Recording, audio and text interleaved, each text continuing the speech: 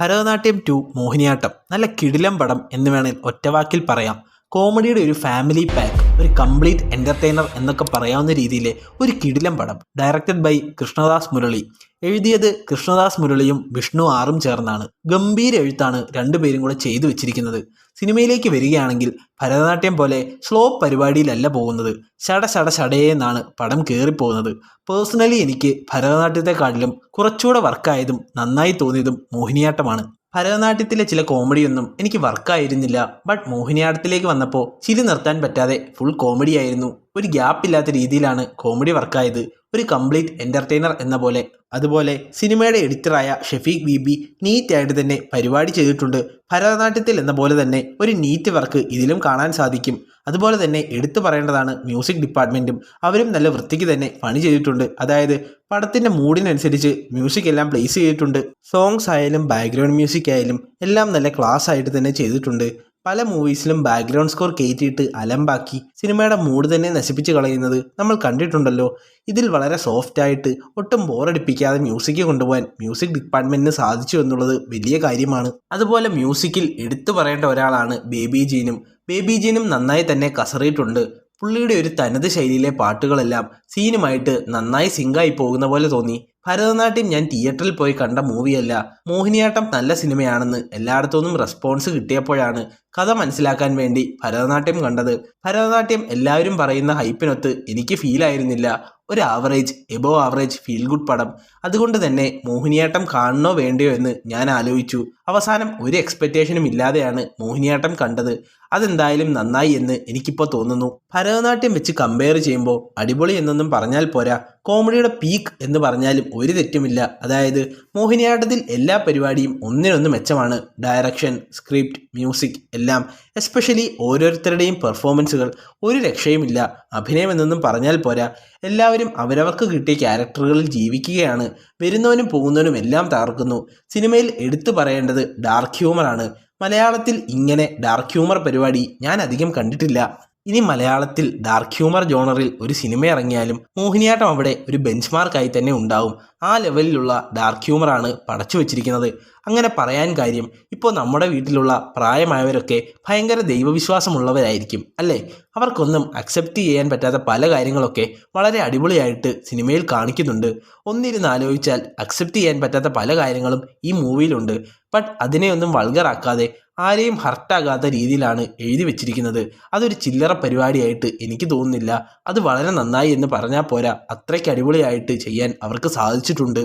ഒരു ക്രൈമിനെ ഫാമിലി ഓഡിയൻസിലേക്ക് സിമ്പിളായി അവതരിപ്പിച്ച് ഒട്ടും മോശമാക്കാതെ ആ ബൗണ്ടറി കീപ്പ് ചെയ്ത് പോയ ബ്രില്യൻ റൈറ്റിംഗ് തന്നെയാണ് ഈ മൂവിയിലുള്ളത്. പണത്തിന് വേണ്ടി ആളുകളെ റിലീജിയൻ്റെ പേരിൽ എങ്ങനെയൊക്കെ മാനിപ്പുലേറ്റ് ചെയ്യാമെന്നൊക്കെ ഭരതനാട്യത്തിൽ എന്ന പോലെ നമ്മുടെ ചുറ്റുപാടും നടക്കുന്ന കാര്യങ്ങളൊക്കെ ഈ സിനിമയിലും നന്നായി കാണിക്കുന്നുണ്ട്. ഈ മൂവിയിലെ most of the dark humour ഓഡിയൻസിന് നന്നായി വർക്കാകാൻ കാരണം റൈറ്റിങ്ങിനുപരി ഇതിൽ അഭിനയിച്ചിരിക്കുന്ന ക്യാരക്ടേഴ്സ് കൊണ്ടാണ്. ഭരതനാട്യത്തിലുള്ള ക്യാരക്ടേഴ്സ് തന്നെയാണ് മോഹിനിയാട്ടത്തിലും ഉള്ളത്. അവരുടെ കൂടെ ഡയറക്ടർ 3-4 കിടിലൻ ആളുകളെ കൂടെ ഇറക്കി അങ്ങോട്ട് വിട്ടിട്ടുണ്ട്. ബേബി ജീൻ, സുരാജ് വെഞ്ഞാറമ്മൂട്, ജഗദീഷ്, വിനയ് ഫോർട്ട് എല്ലാവരും വന്ന് സിനിമ അടിച്ചു പൊളിച്ചിട്ടുണ്ട്. ബേബി ജീനൊക്കെ ത്രൂ ഔട്ട് കിടിലൻ ക്യാരക്ടറാണ്. പുള്ളിയുടെ കയ്യിൽ പാട്ട് മാത്രമല്ല എന്ന് തെളിയിച്ച ഒരു പടം കൂടിയാണ് മോഹിനിയാട്ടം. ക്യാരക്ടേഴ്സിനെ പറ്റി പറയുവാണെ എല്ലാവരും ഒന്നിനൊന്ന് മെച്ചം. കലാരഞ്ജനെയൊക്കെ പഴയ കൽപ്പനയുടെ കോമഡി പെർഫോമൻസിനെ ഓർമ്മിപ്പിക്കുന്ന രീതിയിലുള്ള അഭിനയമാണ് ഇതിൽ ചെയ്തിരിക്കുന്നത്. സുരാജിൻ്റെ കാര്യം പിന്നെ പറയണ്ടല്ലോ. നമ്മുടെ നാട്ടിൽ കാണുന്ന ടിപ്പിക്കൽ അമ്മാവൻ റോൾ, അതും ക്യാരക്ടർ ഒരിടത്തും പോകാതെ സുരാജ് അടിപൊളിയാക്കിയിട്ടുണ്ട്. ജഗദീഷ് ഒരു പുതിയ തരത്തിലുള്ള ക്യാരക്ടർ ഷെയ്ഡാണ് പിടിച്ചിരിക്കുന്നത്. പുള്ളിയുടെ എക്സ്പ്രഷൻ കൊണ്ടുള്ള കോമഡിയും ഇമോഷൻ ഹാൻഡിലിങ്ങും എല്ലാം നന്നായിരുന്നു. പിന്നെ നമ്മുടെ താടി വെച്ച പോലീസുകാരൻ ഹരിശ്രീ അശോകന് ശേഷം താടി വെച്ച പോലീസുകാരനായി കാണുന്നത് വിനയ് ഫോർട്ടിനെയാണ്. താടി വെക്കാൻ കാര്യം മലയ്ക്ക് പോകുന്നതൊന്നുമല്ല, അതിനൊരു പ്രോപ്പർ ജസ്റ്റിഫിക്കേഷനൊക്കെ ഈ സിനിമയിൽ നൽകിയിട്ടുണ്ട്.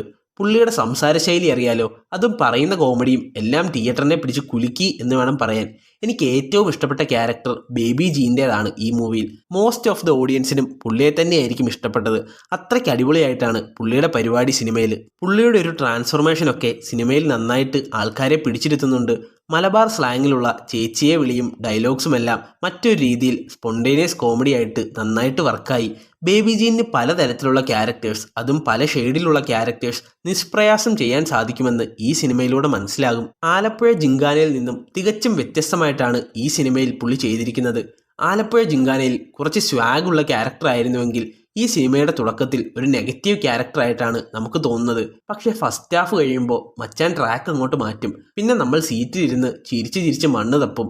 ഭരതനാട്യത്തിലെ വീട്ടുകാരും ബേബി ജീനും കൂടെ ചേരുമ്പോൾ തിയേറ്റർ പൂരപ്പുറമാകും എന്നുള്ളതിന് ഞാൻ ഗ്യാരണ്ടി. അതുപോലെ തന്നെ ജഗദീഷ്, ഒന്നും പറയാനില്ല. സിനിമയുടെ തുടക്കത്തിൽ ഒരു ഇമോഷണൽ പരിപാടിയാണ് പുള്ളി പിടിച്ചിരിക്കുന്നതെങ്കിലും സെക്കൻഡ് ഹാഫ് കഴിയുമ്പോൾ ശരിക്കും പുള്ളി ഗിയർ അങ്ങോട്ട് മാറും. പിന്നെ മൊത്തത്തിൽ അടിപൊളിയാ. അങ്ങനെ ഇവരെല്ലാം വന്ന് അടിച്ചു കലക്കി സിനിമ ഒരു പരുവാക്കുമ്പോഴേക്കും ഡയറക്ടർ വേറൊരാളെ അങ്ങോട്ട് ഇറക്കി വിടും. നമ്മുടെ താടി വെച്ച പോലീസുകാരൻ. പുള്ളി വന്നിട്ട് ഒരലക്കലക്കുന്നുണ്ട്. ഒന്നും പറയാനില്ല. പുള്ളി സംസാരിച്ചാൽ തന്നെ തിയേറ്റർ കുലുങ്ങും. അമ്മാതിരി ഒരു ക്യാരക്ടർ. പിന്നെ സൈജു കുറുപ്പ് പറയണ്ടല്ലോ, പുള്ളിക്ക് പറ്റിയ ക്യാരക്ടർ തന്നെ. ഭരതനാട്യത്തിലെ ആ ഒരു ഷെയ്ഡ് പിടിച്ച് തന്നെ പുള്ളി ഇതിലും നന്നായിട്ട് ചെയ്തിട്ടുണ്ട്. പുള്ളിയുടെ 150ാമത്തെ സിനിമയാണെന്ന് തോന്നുന്നു. അതേതായാലും നല്ലൊരു സിനിമയായിരുന്നു. അങ്ങനെ അൺഎക്സ്പെക്റ്റഡ് ആയിട്ടാണ് കിടിലിനൊരു തിയേറ്റർ സിനിമ മസ്റ്റ് വാച്ച് ഇൻ തിയേറ്റർ. തുടക്കം മുതൽ ഒടുക്കം വരെ ഇരുന്ന് കണ്ട് ആസ്വദിച്ച് മനസ്സ് നിറഞ്ഞു പോരാൻ പറ്റുന്ന ചുരുക്കം ചില സിനിമകളിലൊന്ന്. 2.5 മണിക്കൂറുണ്ട്. പക്ഷെ ഒട്ടും ലാഗടിക്കാതെ ഒട്ടും സമയം പോകാതെ കണ്ടു തീർക്കാൻ പറ്റിയ ഒരു 1.5 പടം. വാഴ 2 പോലെ കിടിലനൊരു ഫസ്റ്റ് പാർട്ടിനെക്കാട്ടിലും അടിപൊളിയായിട്ടുള്ള സെക്കൻഡ് പാർട്ട് മൂവി. ഏതായാലും നിങ്ങൾ തിയേറ്ററിൽ തന്നെ പോയി സിനിമ കാണുക. കാരണം ഇങ്ങനെയുള്ള സിനിമകളൊക്കെ ചുരുക്കമാണ്. തിയേറ്ററിൽ നിന്ന് ഒരിക്കലും മിസ്സാക്കാതിരിക്കുക. അപ്പോൾ നിങ്ങൾക്ക് ഈ സിനിമ ഇഷ്ടമായി എങ്കിൽ, അല്ലെങ്കിൽ നിങ്ങൾ ഈ സിനിമ കണ്ടിട്ടുണ്ടെങ്കിൽ നിങ്ങളുടെ അഭിപ്രായം കമൻറ്റ് ബോക്സിലൂടെ അറിയിക്കുക. മറ്റൊരു സിനിമയുടെ വിശേഷവുമായിട്ട് നമുക്ക് അടുത്ത വീഡിയോയിൽ കാണാം. ഇതുപോലുള്ള ഇൻട്രസ്റ്റിംഗ് സിനിമകളെ പറ്റി അറിയാൻ ഈ ചാനൽ ഇപ്പോൾ തന്നെ സബ്സ്ക്രൈബ് ചെയ്യുക.